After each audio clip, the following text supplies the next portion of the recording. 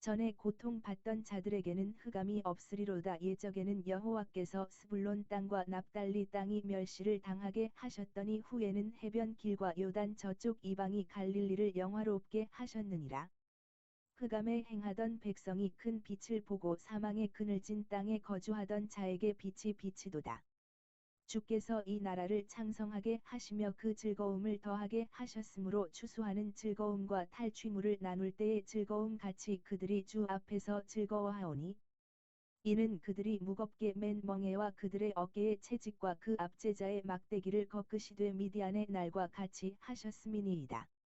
어지러이 싸우는 군인들의 신과 피 묻은 겉옷이 불에 섭같이 살라지리니 이는 한 아기가 우리에게 낳고 한 아들을 우리에게 주신 바 되었는데 그의 어깨에는 정사를 메었고 그의 이름은 기묘자라 모사라 전능하신 하나님이라 영존하시는 아버지라 평강의 왕이라 할 것임이라. 그 정사와 평강의 더함이 무궁하며 또 다윗의 왕좌와 그의 나라를 굳게 세우고 지금 이후로 영원히 정의와 공의로 그것을 보존하실 것이라. 만군의 여호와의 열심히 이를 이루시리라. 주께서 야곱에게 말씀을 보내시며 그것을 이스라엘에게 임하게 하셨은즉 모든 백성 곧 에브라임과 사마리아 주민이 알 것이오늘 그들이 교만하고 완악한 마음으로 말하기를 벽돌이 무너졌으나 우리는 다듬은 돌로 쌓고 뽕나무들이 찍혔으나 우리는 백황목으로 그것을 대신하리라 하는도다. 그러므로 여호와께서 르신의 대적들을 일으켜 그를 치게 하시며 그의 원수들을 격동시키시리니 앞에는 아람 사람이요 뒤에는 블레셋 사람이라. 그들이 모두 입을 벌려 이스라엘을 삼키리라. 그럴지라도 여호와의 진노가 돌아서지 아니하며 그의 손이 여전히 펴져 있으리라. 그리하여도 그 백성이 자기들을 치시는 자에게로 돌아오지 아니하며 만군의 여호와를 찾지 아니하도다.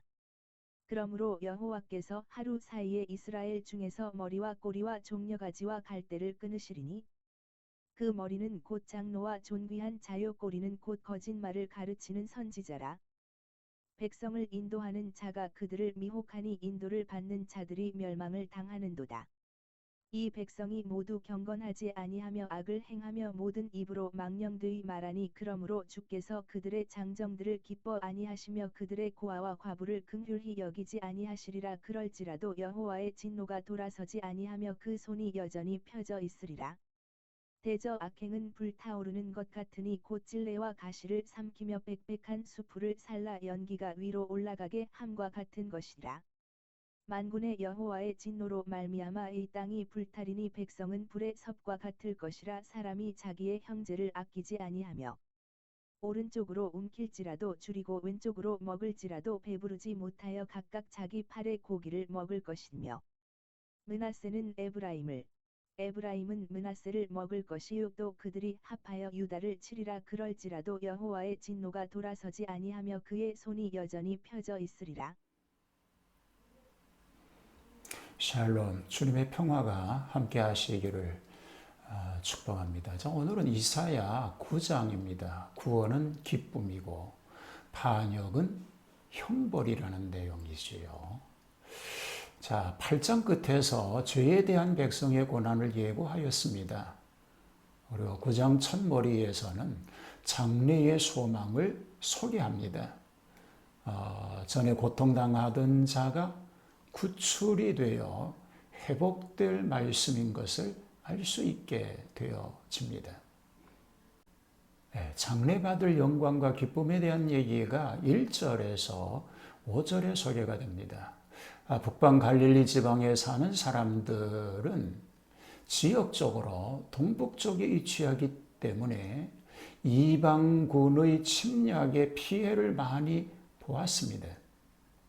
또 이방 풍조도 많이 들어온 곳이기도 합니다. 그러므로 전에 고통하던 자라고 하였습니다. 그러나 메시아가 오실 때 오히려 이 지방 사람들이 특별 은총을 받게 될 것입니다. 흑암 중에 행하던 백성이 큰 빛을 보고 사망의 그늘진 땅에 거하던 자에게 빛이 비친다고 하였습니다. 영적으로 죽은 자들이 그리스도의 빛으로 살게 되었다는 것입니다. 주께서 이 나라들을 창성케 하심으로 그 즐거움이 더하고 더구나 주님 앞에서 즐거워하리라고 하였습니다. 마치 추수의 기쁨과 탈취물의 분배의 즐거움과 같이, 또 이것은 그들이 무겁게 매던 멍에에서 어깨의 채찍과 압제자의 막대기를 꺾으시되 미디안의 날과 같이 하신다는 겁니다. 또 마귀에게 대한 하나님의 승리가 어디까지나 초자연적이고 어떤 굴력의 의지함이 없이 된다고 말하고 있는 것입니다. 그리스도의 강림에 대한 얘기가 6절과 7절에 나오지요. 이는 한 아기가 우리에게 낳고 한 아들을 우리에게 주실 바 되었으니, 여기 낳고는 그리스도의 인간성을 말하고 주신 바 됐다고 하는 것은 본래부터 계신 분을 우리에게 주셨다고 하는 뜻입니다. 곧 신성을 표시하는 것이지요. 그 어깨에 정사를 메었다고 하였는데 이것은 정사를 위해 홀로 수고한다는 뜻을 가지고 있습니다. 세상 왕들은 행정의 수고를 신하들에게 맡기지만 천국왕이 되신 그리스도는 홀로 책임을 지신다고 말하고 있는 것을 볼 수 있습니다. 자, 이사야 63장에 소개되고 있는 말씀 속에서 오늘 우리는 그리스도를 이렇게 표현하고 있는 것을 보게 됩니다. 먼저 기묘자, 놀라운 구원자라는 것입니다. 모사, 지모의 신이라는 것이지요. 권능의 신, 힘있는 하나님이라는 겁니다. 영존하신 아버지, 영생의 근원이신 아버지라는 것입니다. 평강의 왕, 평안과 화목을 시키심을 얘기하고 있습니다. 7절은 그리스도 재림 시에 신자에게 임하실 축복을 말하고 있습니다. 영적으로 구원받은 성도들의 영적 생활을 묘사하고 있는 말이기도 한 것입니다. 이스라엘의 죄와 벌에 대한 얘기가 8절로 21절에 소개가 됩니다. 자, 오만과 하나님의 진노를 8절에서 21절은 말합니다. 하나님께서 이스라엘이 회개하지 않으심에 대해서 탄식하시면서 하시는 말씀입니다. 그들에게 말씀을 주셨는데도 불구하고 저희가 회개하지 않는다는 말입니다. 그러므로 적에게 내어주어서 징치하시겠다는 겁니다. 아수르 왕 르심의 내침이 있을 것이라는 것이죠. 결국은 천재와 전쟁의 화로 인하여 황폐한 국토를 자기 힘으로 부흥케 할 수 있다고 호언장담하는 오만한 백성들의 모습, 지도자들의 모습을 말하고 있는 것을 보게 됩니다. 사악한 국민이 받을 벌에 대해서 13절로 17절은 말합니다. 이스라엘이 하나님의 징계를 받으면서도 하나님을 찾지 않는 것은 다시금 심한 징계를 받도록 만드는 결과입니다. 그 받는 벌은 다른 것이 아닙니다. 그 지도자들과 지도를 받는 자들이 함께 멸망받게 되는 일인 것입니다. 머리와 꼬리, 종려가지와 갈대는 상하 계급 총망라한 그 범위의 대상자를 의미하고 있는 것입니다. 자, 벌로 인한 곤란이 있을 것이라고 하는 것을 18절에서 21절은 말합니다.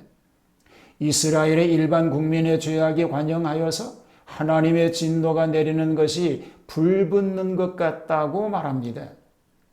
불이 연료에 잘 붙는 것 같이 하나님의 징벌은 사람들의 사무친 죄악에 내리게 되는 것입니다. 그러므로 범죄자는 진노의 불을 마련하는 격이 된다라는 사실을 오늘 우리는 기억하여야 하는 것입니다. 이때에 북극 이스라엘이 남국 유다를 치는 것은 하나님의 뜻을 거스리는 것이었습니다.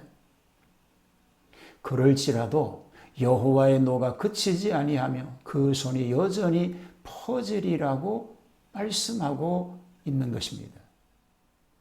하나님, 구원의 기쁨을 마음에 간직하고 감사함으로 살아가는 그런 삶이 되게 하옵소서. 하나님을 기쁘시게 해드리는 삶에서 이탈되지 않게 하시고 오늘 또 하나님을 영화롭게 하는 그런 삶만 되게 하시고 오늘도 우리 가족 모두를 지키시는 하나님의 거룩한 종으로만 함께하여 주옵소서. 예수님 이름으로 기도하옵나이다. 아멘.